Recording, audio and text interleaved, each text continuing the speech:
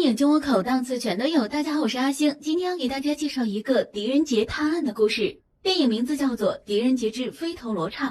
影片一开始便是武则天的祈福大典，武则天坐在皇椅上，满朝的文武百官也都如约而至，现场所有人的目光都投射在祈福大典上正在做法的巫师大使身上，大家都不知道巫师大使嘴里嘀咕着什么。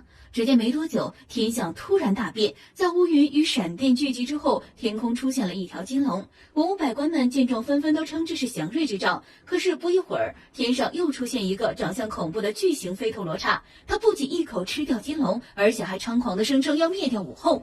文武百官觉得一定是武后称帝惹来了天谴，于是四处逃窜。然而也就在这时，士兵们已经摆好了作战阵型。只听贺将军一声令下，将士们手中的剑纷纷朝着飞头罗刹射去。只见飞头罗刹缓缓地张开嘴巴，轻松把10万支箭都截了下来，随后对着将士们进行反攻。很明显，众人都不是飞头罗刹的对手。侍卫们死伤严重，但不知为何，这怪物没有对武则天发起攻击就离开了。虽然武则天目睹了一切，但她并不相信这世间有什么妖魔鬼怪，为此她叫来狄仁杰，让狄仁杰进行查案。就这样，狄仁杰和他的助手上官燕还有贺将军一起组成了探案3人组。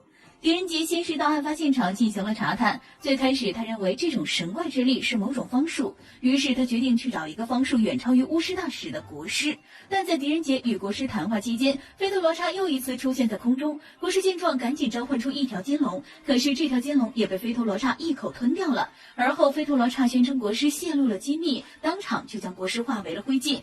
国师这条路算是断了，狄仁杰只好回到停尸房，在那些死去的士兵身上找线索。果真不出所料，线索来了，这些死去士兵的伤口上居然都长有动物的鳞片。通过翻阅卷宗，狄仁杰得知前些年有一些从奈川河河段飘下来的尸体上也长有鳞片。于是狄仁杰决定前往奈川河寻找线索。狄仁杰找来国师的一位座下童子带路，这名童子他叫小婉，他带着狄仁杰一行人来到了目的地。在一个山洞里，他们看到了一些很奇怪的尸体，从尸体的骨骼上看像是人和动物结合在一起的。这种结合手法是乌桑国的洗髓接骨术，他们用这种方法让人与动物结合，从而使人拥有动物的特性，变成嗜血的杀戮妖怪。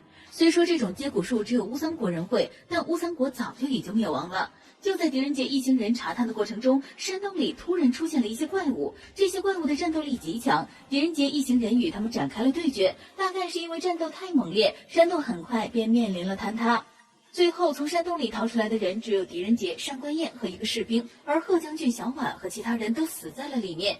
面对线索的又一次中断，狄仁杰再一次来到停尸房。正当他看着碗里的鳞片出神时，突然有一个看不见的东西对他发起了攻击。不过好在他动作敏捷躲开了。由于看不见对手，狄仁杰只能跟着脚印追了出去。追到外面，他才知道对他发起攻击的是一个可以隐身的蜥蜴人。很明显，这是乌桑国的洗髓接骨术留下的产物。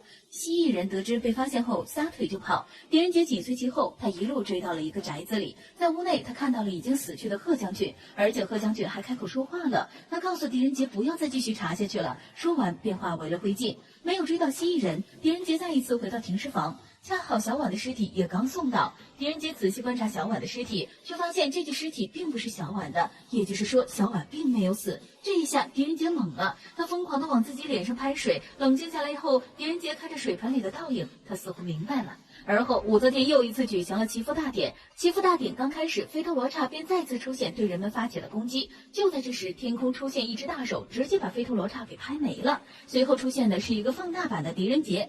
狄仁杰一声令下，现场的士兵撒起了面粉。就这样，隐身在众人身边的蜥蜴人现身了。